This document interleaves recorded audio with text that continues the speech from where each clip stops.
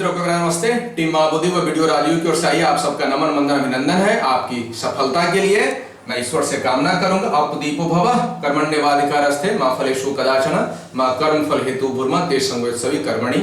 ये किताब ले लीजिएगा, साक्षात्कार की किताब है, टीम महाबोधि की किताब है।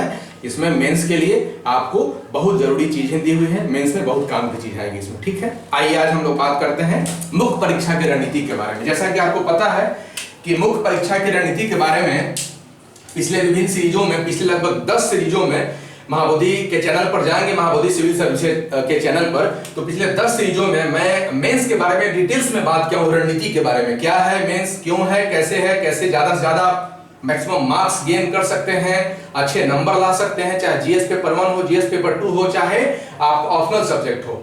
उन्हीं सब रणनीतियों को मैं एकत्रित कर आपको दिखा रहा हूं, बता रहा हूं। पुनः एक बार संक्षिप्त में मैं आपको समझाना चाहता हूं। सबसे पहले देखिए मेंस, ये चक्र बनाया हूं, 5, 6, 7 चक्र है।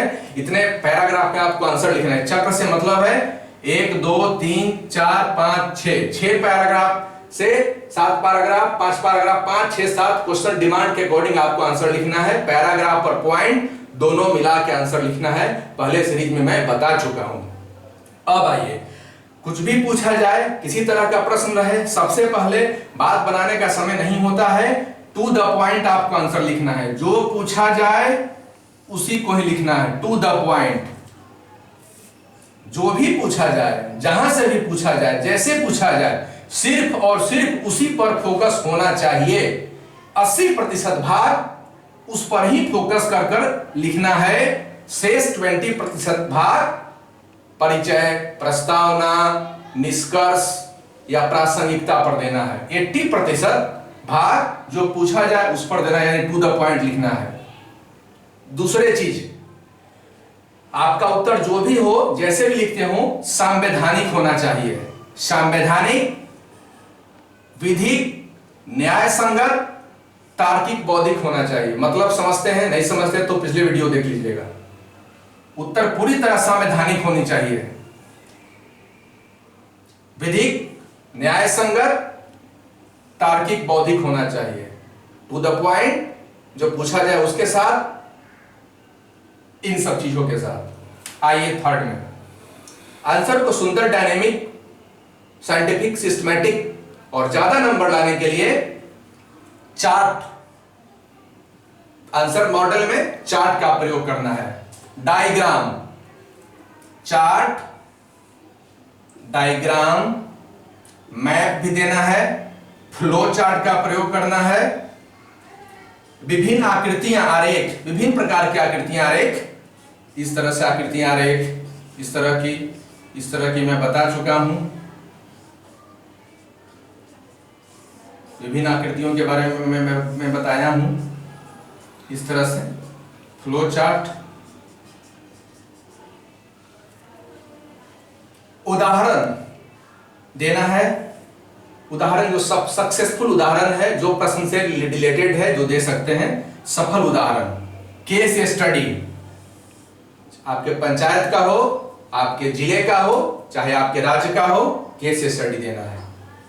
डेटा देना है, डाटा, आर्थिक समीक्षा के डेटा या उस प्रश्न से संबंधित जो भी डेटा है दिया जा सकता है। मानचित्र का प्रयोग करना है, ठीक।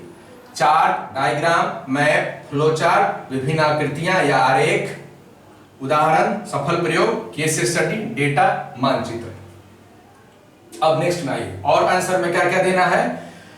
पंचायत, बिहार राज्य, भारत सरकार की महत्वपूर्ण योजनाओं को प्रश्न से संबंधित उत्तर लेखन में पंचायत सरकार, बिहार सरकार यानी राज्य सरकार एवं भारत सरकार की महत्वपूर्ण योजनाओं को, आत्मनिर्भर भारत अभियान, नमामि गंगे परियोजना, प्रधानमंत्री कौशल विकास योजना या कृषि बीमा योजना या अन्य प्रकार की बिहार की सात निश्चय योजना, मैं पहले वीडियो में बता चुका हूं, डिटेल्स आप देख लीजिएगा।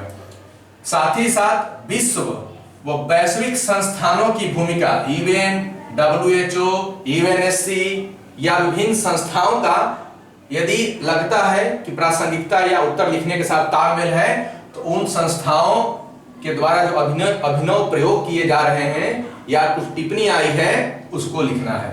बजट, बजटीय प्रावधान, यदि आपको लगता है कि आपके आंसर में इसकी जगह है तो बजटीय प्रावधान। आर्थिक समीक्षा के कुछ डेटा आंकड़े लिख सकते हैं, अच्छा रहेगा। सर्वांगीण समावेशी विकास, हमेशा उत्तर को लिखना है इस प्रारूप में लिखना है कि उसका मकसद उद्देश्य सर्वांगीण और समावेशी विकास हो। इसके साथ ही साथ कुछ अन्य चीजों पर चर्चा करनी चाहिए उत्तर लेखन में, इन चीजों का ध्यान देना है। क्या? मानवाधिकार, गांव, गरीबी, वंचित वर्ग, ST/SC, जनजाति, अल्पसंख्यक, इनका विशेष ख्याल रखना है आपके आंसर में। इनके प्रति सम्मान और प्रेम और सर्वांगीण विकास, समावेशी विकास का नजरिया दिखना चाहिए। प्रबुद्ध विचार, बाबा साहेब, बुद्ध, महात्मा गांधी, रविंद्रनाथ टैगोर या जो भी प्रासंगिक हैं उत्तर के अनुकूल, वैसे प्रबुद्ध जनों का बौद्धिक विचार आपको आंसर में देना है। आंसर बहुत सुंदर, खूबसूरत और डायनेमिक होगा। महिलाओं की विशेष प्रधानता रखनी है, महिला सशक्तिकरण, महिला, बच्चे, बुजुर्ग, दिव्यांग, महिला, बच्चे, बुजुर्ग, दिव्यांग की हमेशा प्राथमिकता। सुरक्षा, आंतरिक बाह्य सुरक्षा, राज्य की सुरक्षा, देश की सुरक्षा, स्वास्थ्य, 135 करोड़ लोगों का स्वास्थ्य, अपने राज्य का स्वास्थ्य, देश का स्वास्थ्य, एकता, अखंडता, सर्वांगीण समावेशी विकास, इन सब पर आपके आंसर लेखन में विशेष ध्यान देना है। ये मैंने छोड़ दिया है विशेषकर आपके लिए कि आप सोचिए कि आपने स्पेशल उत्तर लेखन के लिए क्या अभ्यास किया है, या आपके सर ने क्या बताया है, आप अन्य विभिन्न लर्निंग प्लेटफॉर्म से, लर्निंग जो ई लर्निंग साइट्स उससे क्या सीखे हैं। चलिए मैं कुछ बता देता हूं। इसमें आपको पर्यावरणीय मुद्दों के बारे में आपको लिखना है, यानी पर्यावरणीय मुद्दे बहुत महत्वपूर्ण हो चुके हैं आज के समय में, तो आपको आंसर में पर्यावरणीय मुद्दों के बारे में लिखना है। हमेशा आंसर ऐसा लिखिए जिसमें सतत समपोषणीय विकास के बारे में चर्चा हो, या इस सतत समपोषणीय विकास की अवधारणा हो या निष्कर्ष में होना चाहिए। विकास ऐसा होना चाहिए ताकि आने वाली पीढ़ियां उसका लाभ ले सके। विज्ञान प्रौद्योगिकी का जमाना है, तो बिना विज्ञान प्रौद्योगिकी का टच किए हुए आपका आंसर पूर्ण नहीं हो सकता है। तो आप विज्ञान प्रौद्योगिकी की चीजों को अपने आंसर में शामिल करेंगे। जहां जिसकी आवश्यकता हो, जैसी आवश्यकता हो, उसके अनुसार जो पूछा जाए, जैसे पूछा जाए, जहां जो लगे, विज्ञान प्रौद्योगिकी का प्रयोग, पर्यावरण में पर्यावरणीय मुद्दों, सतत समपोषणीय विकास का आपको आंसर में प्रयोग करना है। इसके साथ ही साथ जो भी लगेगा अच्छा, अनुकूल, उस तरह से आपको आंसर में देना है। ये सब मैं बताया, और बाकी खाली स्पेस है, आपको जो अच्छा लगता है देना है। आइए लास्ट स्टेज में, हमेशा उत्तर में प्रासंगिकता लिखना है। प्रासंगिकता के बिना आंसर अधूरी है। निष्कर्ष, सुझाव, जो पूछा गया उसके बारे में सुझाव, उदाहरण, कुछ उदाहरण से अपने आंसर को पुख्ता कीजिए, प्रमाणित कीजिए। समाधान, प्रश्न में जो पूछा गया उसके समाधान के बारे में। दूरदर्शिता, दूरदर्शी दृष्टिकोण, विजनरी और आइकॉनिक दृष्टिकोण आंसर लेखन में दिखनी चाहिए, ऑफिसर लाइक क्वालिटी, OLQ जैसा। भविष्योन्मुखी नजरिया, आकांक्षी, महत्वाकांक्षी, भविष्योन्मुखी नजरिया, दृष्टिकोण, महत्वाकांक्षा, सोचप्रोक्त 21वीं सदी में भारत की बुलंदी, आर्थिक विकास, संपन्नता, समृद्धि, व्यवहारिक नजरिया होना चाहिए उत्तर लेखन में। ऐसा दे स्वास्थ्य के क्षेत्र में, शिक्षा के क्षेत्र में सुझाव, या कोरोना महामारी से निपटने का सुझाव व्यवहारिक प्रैक्टिकल होना चाहिए। बता चुका हूं पिछले सीरीज में, देख लीजिएगा। आंसर समयानुकूल एवं विषयानुकूल होनी चाहिए, समय के अनुसार और विषय के अनुसार। वैज्ञानिक, क्रमबद्ध आंसर। संक्षेपण, संक्षेप में कम से कम शब्दों में की गई सूक्ष्म और संगठित उत्तर लेखन सबसे स्मार्ट व बेस्ट स्ट्रेटजी होती है, और आयोग भी यही चाहती है। कम से कम शब्दों में क्रमबद्ध, वैज्ञानिक, संक्षिप्त, संगठित, सूक्ष्म अभिव्यक्ति को प्राथमिकता दिया जाता है।